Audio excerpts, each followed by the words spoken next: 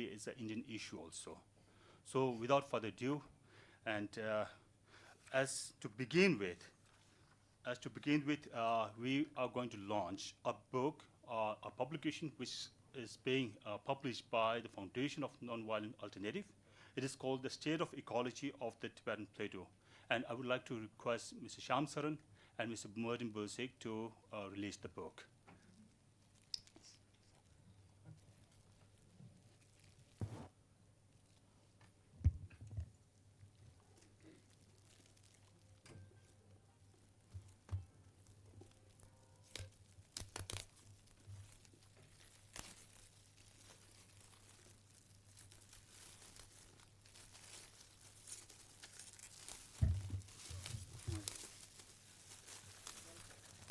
Yeah, it's well back.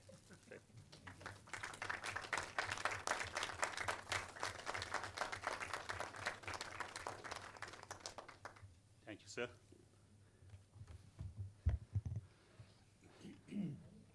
So as the keynote speaker of this session, this conference, I would like to request Mr. Shyam Saran, who is the former Foreign Secretary of India, as well as the former special envoy to the Prime Minister of India on the climate change and the nuclear affairs. So please, sir, thank you so much. Thank you very much, Mr. Lekshe, for those opening remarks. His Excellency, Mr. Martin Bursik, former Deputy Prime Minister and former Environment Minister of the Czech Republic, and I discovered this morning that he and I were together on a trip to the Antarctica at a time when both of us were more closely involved with dealing with climate change. Since then, of course, a lot of changes have taken place.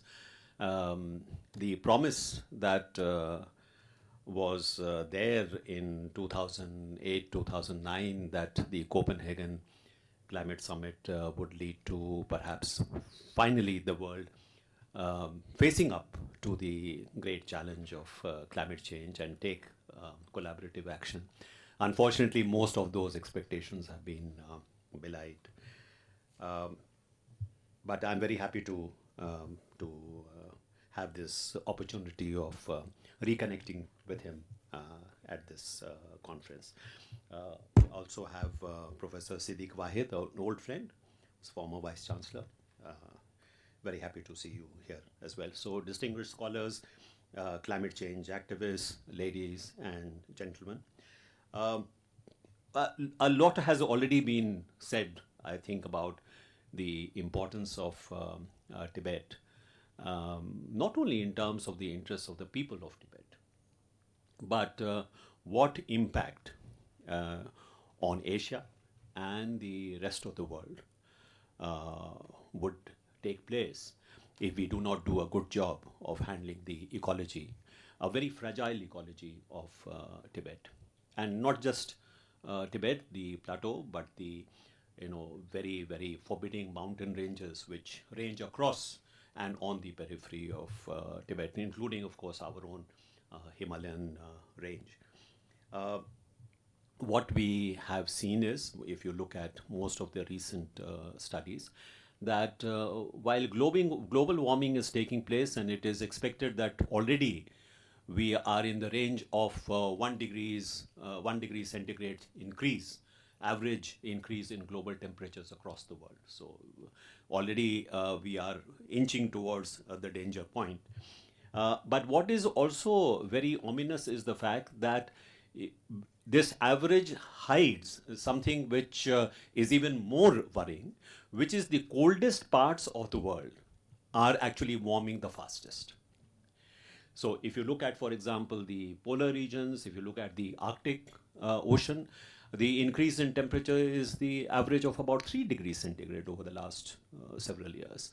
That also appears to be the case with what has been called the third pole or the water tower of Asia, that here too the increase in temperatures is taking place at a much faster rate than it is in other parts of the world.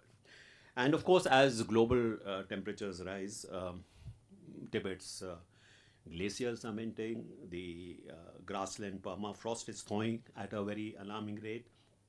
And what many people do not realize is that what happens in Tibet is important because virtually all the major river systems of Asia, not just in the subcontinent, but the river systems of Asia, including China itself, Vietnam, Myanmar, all the major river systems actually draw their source and sustenance from the glaciers of the Tibetan plateau and the mountain systems. So whether it is the Yangtze River or the Huanghua, the Yellow River in China itself, you have the Mekong, which goes through Indochina, the Salween, the Irrawaddy, Myanmar, the Indus, Sutlej, and of course Brahmaputra, the major river.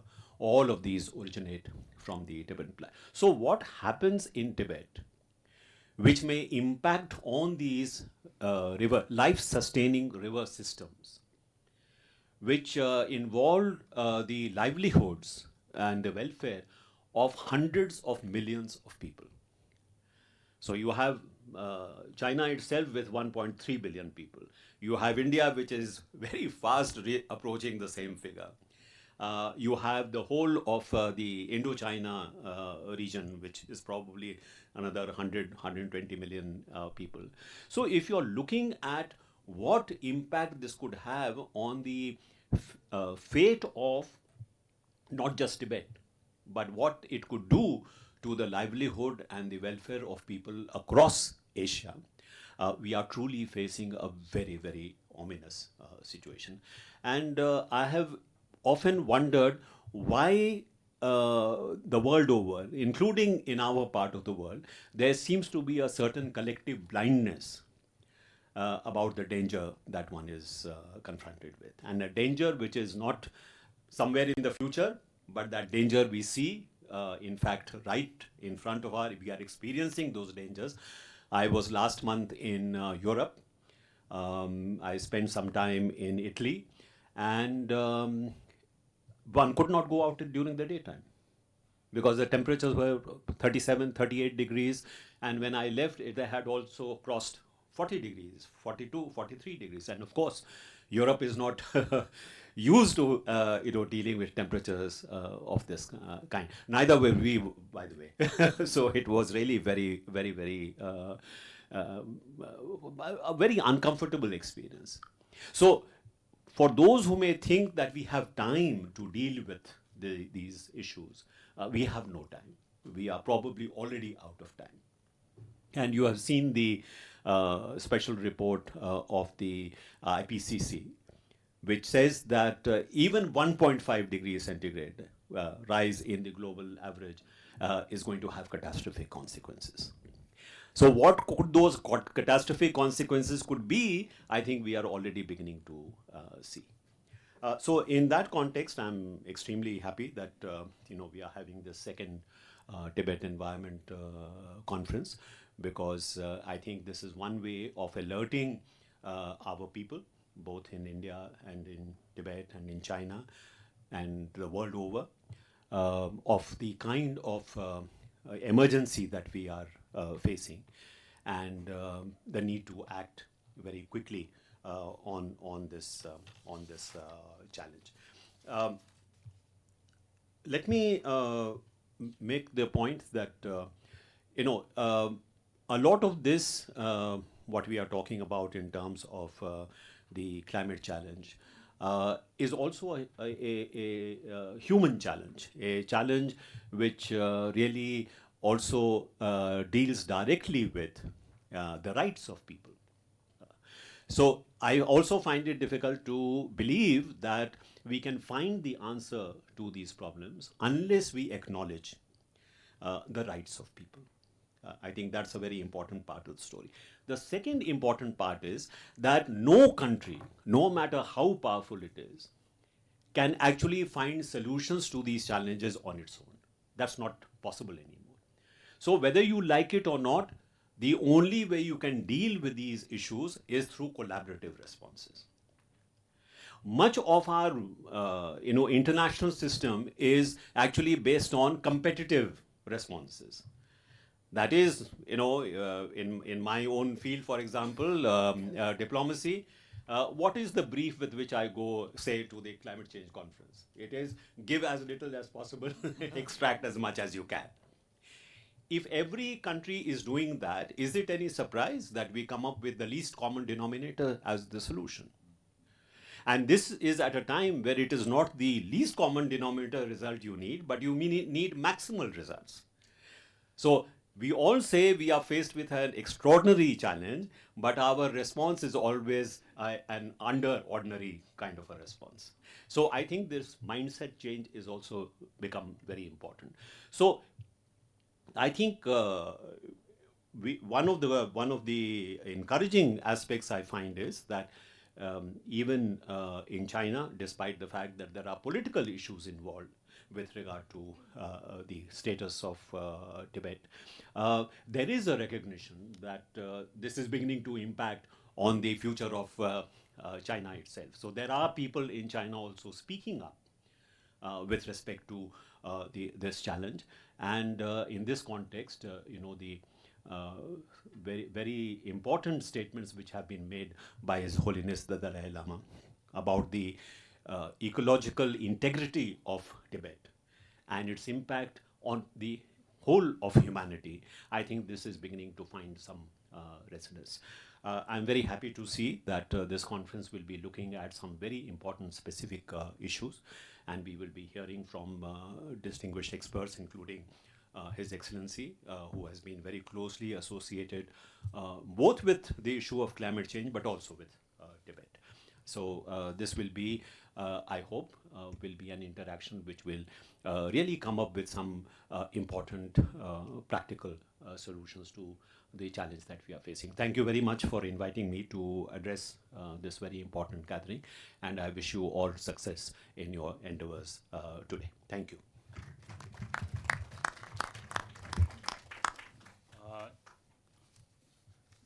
Next, we have Mr. Merdin, who will be addressing a special address. So, Mr. Merdin, thank you. Yes, thank you very much, Tenzin Lexi, Your Excellency, distinguished guests, friends. What an occasion. I remember Mr. Sharan as a very tough negotiator.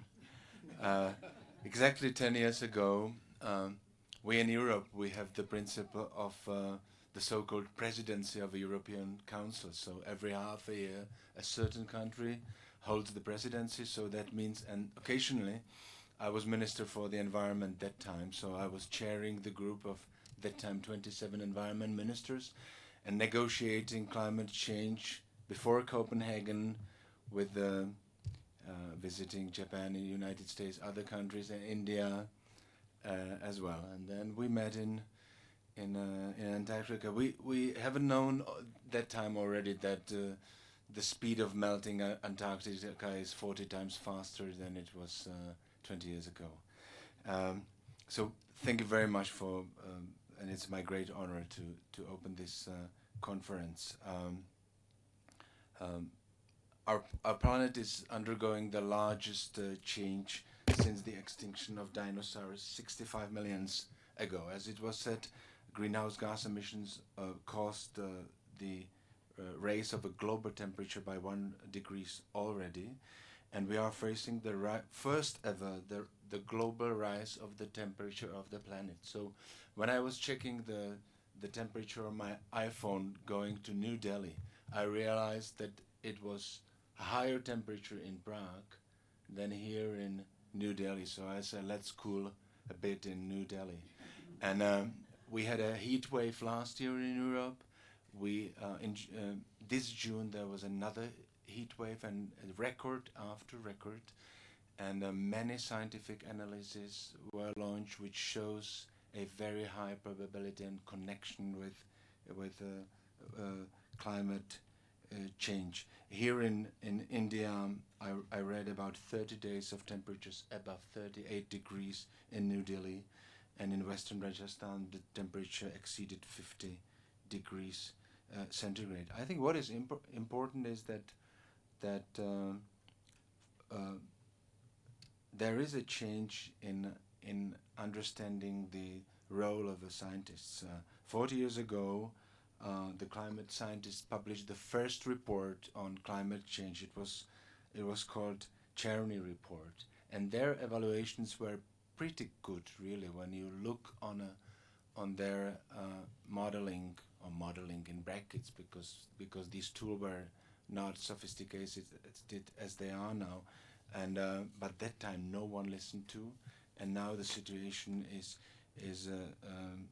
changing. So I think that the high temperatures and the heat waves are in fact helping to raise the citizens' interest, and so many states, regions, cities are declaring the so-called state of emergency, and they follow the suggestion of the special IPCC report from October, which translated the Paris Convention agreement on 1.5 degrees Celsius stabilizing the climate compared to a pre-industrial period. And this special report translates that into a concrete mitigation effort, and it says that the world globally should reduce the CO2 emissions by 45% till 2030 at least, and reach the carbon neutrality by 2050. So many cities, regions follow this. I was nominated as a chief of a climate commission of the city of Prague, and the first thing we did is that the Prague Assembly adopted the very same targets of minus 45% by 2030 and climate neutrality by 2050. I wonder that many people, in fact, and the politicians cannot imagine what all does that mean for changing the infrastructure of the city and all that stuff. I want to speak about one specific issue, and that's Tibetan Plateau and the global carbon budget. The carbon budget is a cumulative amount of CO2 emissions that can enter the atmosphere, and the atmosphere still stays below 1.5 degrees Celsius. And according to this new estimates made by the IPCC report, we can release 720 to 929 gigatons of CO2 from 2018 on. So that's our global planetary carbon budget. If we go business as usual, that is for the year 2019, it is 37.1 gigaton of CO2. So if we go business as usual, we have just 20 to 25 years, and that's it. And however, there is one important thing, that the IPCC modeling does not count with permafrost melting. It is not part of the calculation, and I think that this is a message which we should deliver to the scientists, many of them know, to the politicians, to the public, that in fact the reality, due to the Tibetan Plateau and Siberia and Greenland, that the situation is even much more serious than the IPCC report is telling to us. You know that permafrost holds the huge amount of carbon, and it's accumulated from a dead organic matter. And while permafrost is frozen, it's inert, but by the time it starts to melt, it emits methane and CO2, and methane is approximately 26 times more powerful, though it is entrapping the heat. So though it lasts in the atmosphere only 10 years, it's very aggressive. And then there is a feedback effect, and the feedback effect means that when the soil defrosts, it releases this flammable methane, and it accelerates the warming in the surrounding environment. And the models which simulate, there are already models which simulate the response of permafrost and natural wetlands to climate change, and these models allow carbon budget of only 533 to 753 billion tons of CO2 compared to 720 to 929. To sum this, that means that permafrost and wetlands will highly probably cut the carbon budget by 5 years. I think this is a strong message. We have 5 years less if we do not protect the environment on the Tibetan plateau, if we do not allow the native Tibetans to return back to its natural nomad way of life and pasturing, so that to slow down the transformation of the grasslands into the desert and slow down melting the permafrost. Before I finish, I want to share one experience, because I see one similarity of Tibet and Czechoslovakia, though the Tibetan example is much more serious.